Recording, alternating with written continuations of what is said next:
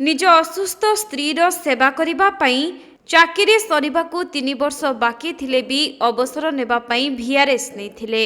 किंतु विधातार एमिति खेल जे विदायकालीन संबर्धना सभारे ही टळी पड़िले पत्नी। आउ कैमेरा को चाही किछि क्षण पूर्वरु हसुथिबा जीवन जे हठात एपरी आरपारी को चली जिवो ताहा किए बा भाबिथिला। बेकरे थिला फूलमाळ आउ किछि फूल मध्य से हातरे धरिथिले।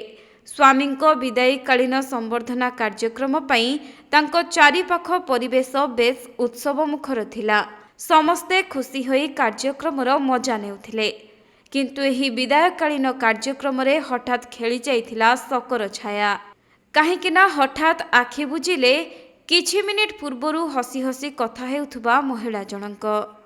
तेबे एपरी एक घटना घटिछि राजस्थान रो कोटा अंचल रे। महिलांको स्वामी देवेंद्रंकु विदाय देबा पई केंद्रीय वेयर हाउसिंग कॉर्पोरेशन रे स्वतंत्र कार्यक्रमर आयोजन करा जायथिला। एठारे देवेंद्र जने मैनेजर भाबे काम करुथिले। कार्यक्रम रे देवेंद्रंको पत्नी टीना मध्य जोग देइथिले। किंतु देवेंद्रंको अवसरकालीन कार्यक्रम रे टीना हृदघात रे समस्तंको छाड़ी चली जाइछंती। आउ सेही समयर दृश्य एबे सोशल मीडिया रे घुरी बुलुछि। कार्यक्रम चलीथिबा बेले हठात टीना मुंडो बुलाई देउछि बोली कही चेयर उपरे बसी जाइथिले। स्वामी तांको पिठी आउंसी देबा सहित केही टिकिए पानी आनी दियो बोली कहिथिले। आउ केही पानी आनी पाखरे पहुंचिबा पूर्वरु टेबुल उपरे मुह माडी पड़ी जाइथिले टीना।